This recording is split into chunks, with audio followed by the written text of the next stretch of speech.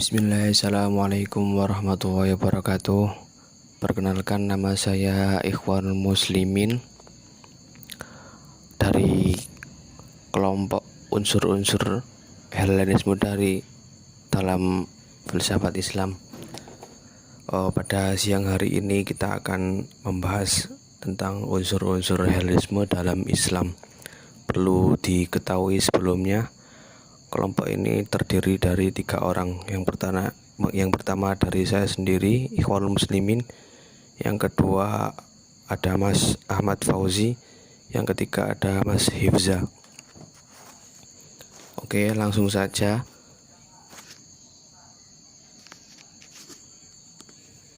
Yang pertama yaitu Helenisme yang akan disampaikan oleh Mas Ahmad Fauzi. Helenistik. Helenistik merupakan proses penyebaran ilmu dan kebudayaan Yunani keluar wilayah Yunani. Periode ini merupakan zaman peralihan dari periode Yunani klasik. Terjadi pada tahun 323 hingga 30 sebelum Masehi. Terhitung sejak kematian Alexander the Great hingga bergabungnya Mesir pada Kekaisaran Romawi. Masuknya unsur-unsur Helenistik dalam Islam. 1. Sebab pengaruh daerah-daerah yang pernah terhelenisasi pada periode Helenistik. Pada masa kejayaan Islam, banyak wilayah-wilayah yang telah terhelenisasi pada masa Helenistik yang berada dalam kekuasaan Islam, dan mereka masih meninggalkan unsur Helenisme yang kuat. Adanya sikap keterbukaan orang-orang Muslim bahkan terhadap kaum pagan untuk menerima ilmu-ilmu dan budaya Yunani. Hal ini menjadi satu dorongan yang kuat dalam penerimaan ilmu-ilmu dan budaya dari luar. 2. Tempat interaksi Muslim dengan unsur Helenistik terjadi di Iskandaria atau Mesir, Damaskus, Antioquia, Efesus atau Syria, Haran atau Mesopotamia, dan Jundisapur atau Persia. Menurut perkataan Halkin, sekalipun mereka, bangsa Arab, itu para pemenang secara militer dan politik, mereka tidak memandang hina peradaban negeri-negeri yang mereka taklukkan. Bahkan mereka merawat ilmu-ilmu dan budaya tersebut. Upaya penerjemahan karya-karya non-Arab ke dalam bahasa Arab menjadikan ilmu-ilmu tersebut tetap lestari hingga sekarang ini, terutama dalam dunia Islam. Beberapa ilmu tersebut adalah astronomi, kedokteran, sastra, filsafat, dan lainnya. Pandangan ulama terhadap filsafat. Pada dasarnya ulama-ulama seperti Ibnu Taimiyah dan Jalaluddin Asyuyuti hanya menentang filsafat pada ranah metafisik, karena mereka menilai ranah metafisik merupakan ranah yang dicakup oleh agama. Sedangkan pada ranah empiris, mereka tidak menentang metode berpikir tersebut karena dinilai perlu untuk kemampuan berpikir, dan hal ini dapat memajukan pemikiran Islam. Ya, saya Hifza Auli Aska. Saya akan menjelaskan tentang Neoplatonisme. Aliran Neoplatonisme ditemukan oleh Plotinos. Plotinos berasal dari Likopolis, Mesir, lahir tahun 205 Masehi. Ia telah karya yang paling terkenal yang disusun oleh muridnya nama Porphyros itu Enneadeis, yang artinya 9. Dia telah menciptakan 54 risalah yang dibagi menjadi 6 kelompok. Setiap kelompok meliputi 9 risalah. Di dalam Enneadeis itu terdapat sekitar 6 bab. Bab pertama tentang etika, bab kedua dan ketiga tentang fisika, bab keempat tentang jiwa, bab kelima tentang 3 hipotesis tertinggi, bab keenam tentang kategori dan yang satu. Karakteristik filsafat Plotinus atau Neoplatonisme itu, pemikiran Plotinus bersifat religius. Karena kenapa? Karena filsafatnya atau pemikirannya hendak memikirkan yang absolut. Cita-cita tertinggi filsafatnya adalah ia berpikiran bahwa jiwa manusia akhirnya akan bersatu kepada yang ilahi. Ada salah satu quotes Plotinus yang cukup terkenal. Ia mengatakan ini kepada Eustochios, dokter ya seorang dokter dan sahabat Plotinos. Plotinos mengatakan kepadanya bahwa cobalah mengembalikan yang ilahi dalam diri Anda kepada yang ilahi dalam segala sesuatu yang ada. Salah satu pemikiran Plotinos yang mempengaruhi filsafat Islam yaitu ajarannya tentang 3 hipotesa. Yang pertama itu yang satu atau tohen, yang kedua intelek atau pemikiran atau honus, yang ketiga jiwa atau psyche.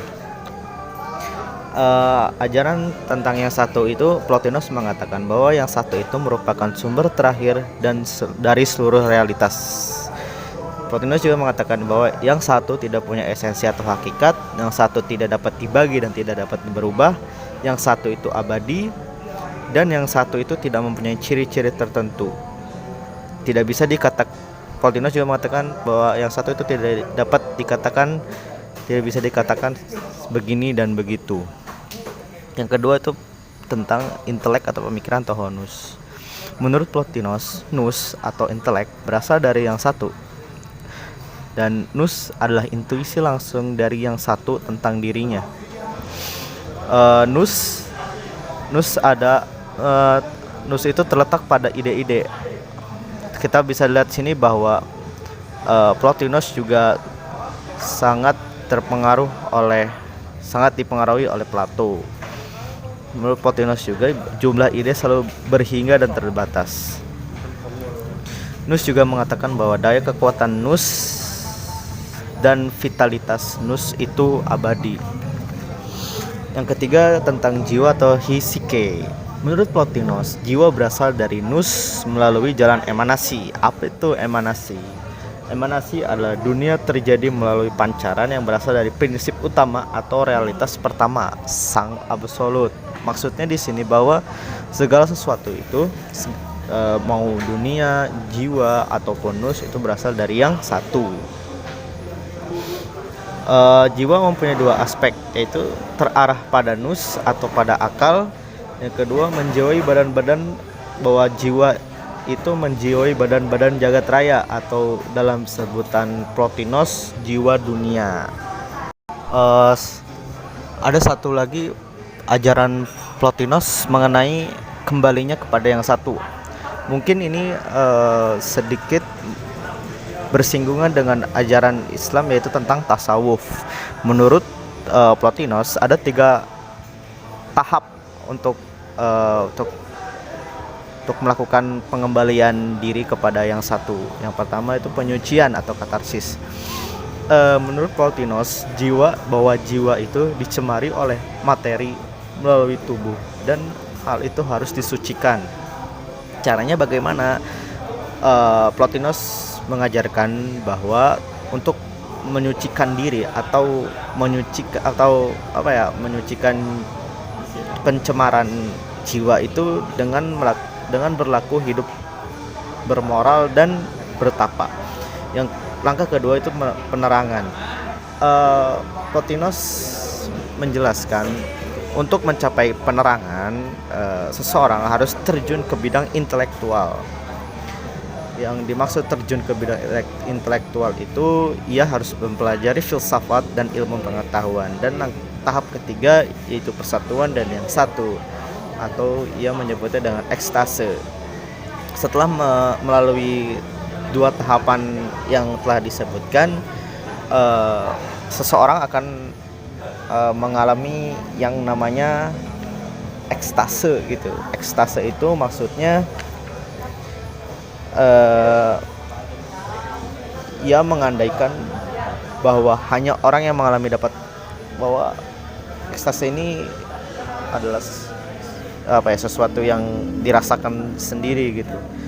Ya pokoknya ekstase ini adalah tahap ketika seseorang menyatu kepada yang ilahi.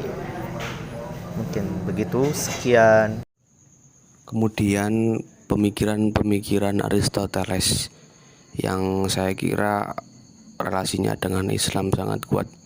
Sebelum melangkah jauh ke sana, para filsuf Muslim menyebut Aristoteles sebagai al-mu'allimul awal, yang artinya adalah pengajar pertama. Mengapa para filsuf muslim menyebutnya demikian? Karena rasa hormat para filsuf muslim terhadap Aristoteles yang dianggapnya sebagai pemikir yang banyak mendominasi terhadap pemikiran Islam. Begitu kiranya. Oke, saya akan melanjutkan presentasi dari teman-teman. Yang terakhir adalah Aristotelianisme. Sejarah singkat kehidupan Aristotelisme. Aristoteles lahir tahun 384 sebelum Masehi di Stagira, kota di wilayah Salsidice, Tarasia, Yunani. Dahulunya termasuk wilayah Makedonia Tengah. Ayahnya adalah seorang tabib pribadi Raja Amintas dari Makedonia. Pada usia 17 tahun, Aristoteles telah menjadi murid dari Plato. Ia meningkat menjadi guru di Akademi Plato di Athena selama 20 tahun kurang lebih. Aristoteles meninggalkan akademi tersebut setelah Plato meninggal dan menjadi guru bagi Alexander Agung di Makedonia. Aristoteles kembali ke Athena saat Alexander Agung berkuasa pada tahun 336 sebelum Masehi. Dengan dukungan dan bantuan dari Alexander, ia kemudian mendirikan akademinya sendiri yang diberi nama Lyceum yang dipimpinnya sampai tahun 323 sebelum Masehi. Perubahan politik seiring jatuhnya Alexander menjadikan dirinya harus kembali kabur dari Athena guna menghindari nasib naas bagaimana dulu dialami Socrates. Aristoteles meninggal tak lama setelah pengungsian tersebut, tepatnya pada 322 sebelum Masehi. Ia meninggal karena penyakit. Aristoteles telah menyusun ilmu logika ini dalam karyanya untuk menjadi panduan berpikir dan memberi argumentasi, sehingga dapat diketahui apakah pikiran dan cara berpikirnya dapat dipertanggungjawabkan atau tidak. Sehingga Aristoteles ini yang dianggap sebagai penyusun pertama ilmu logika. Pada dasarnya, ilmu logika membahas cara berpikir manusia yang sistematis, sehingga dapat dipertanggungjawabkan. Dengan kata lain, pertanggungjawaban cara berpikir manusia adalah sistematisnya pikiran. Nah, kemudian ajaran Aristoteles secara yang logika ini adalah yang kemudian dikembangkan dalam keilmuan Islam, terutama dalam ilmu pesantren, yaitu mantik.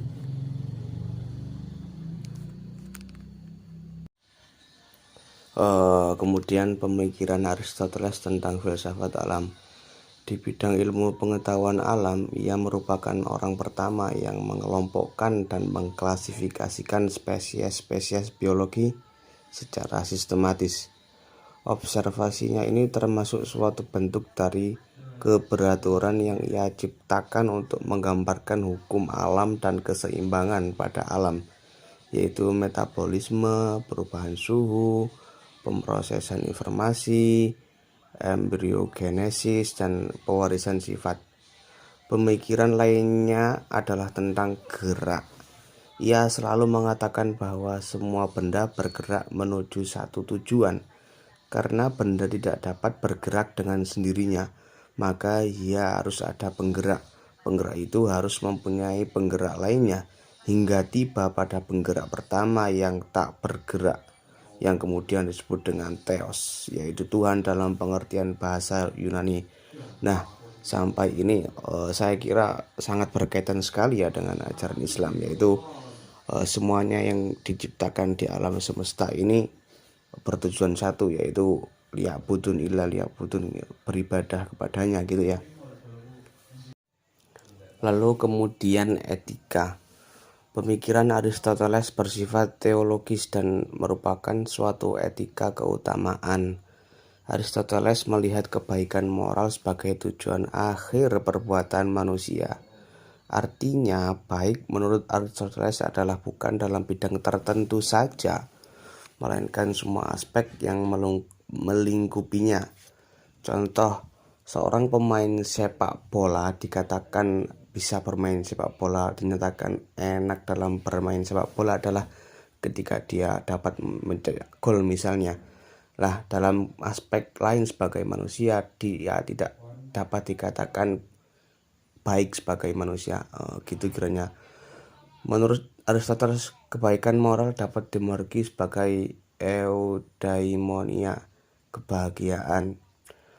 Banyak sekali pandangan yang berbeda tentang kebahagiaan. Ada yang mengartikan kebahagiaan adalah kekayaan, kekuasaan, kesehatan, dan lain-lain. Namun sebenarnya kebahagiaan sejati menurut Aristoteles adalah bila mampu mewujudkan kemungkinan terbaik sebagai manusia. Artinya bahwa kebahagiaan dapat tercapai ketika manusia mewujudkan kebijaksanaan yang tertinggi berdasarkan rasio atau akal budi. Nah, itulah kemudian yang dinamai akhlak dalam Islam. Kiranya begitu. Nah, teman-teman, terlepas dari semua itu, saya akan memaparkan suatu pendapat. Menurut pelukisan Peters mengutip dari kitab Al-Fihris oleh Ibnu Al-Nadim, bahasa Inggris ya teman-teman, yang kurang lebih terjemahannya adalah versi Arab tentang datangnya karya-karya Aristoteles di dunia Islam ada kaitannya dengan ditemukannya naskah-naskah di suatu rumah kosong. Seandainya benar pun kisah itu menghilangkan dua rinci yang penting yang bisa dilengkapkan dari jalan cerita. Pertama, naskah-naskah itu pastilah tidak tertulis dalam bahasa Arab. Kedua, orang-orang Arab itu tidak hanya menemukan Aristoteles, tapi juga seluruh rangkaian para penafsir.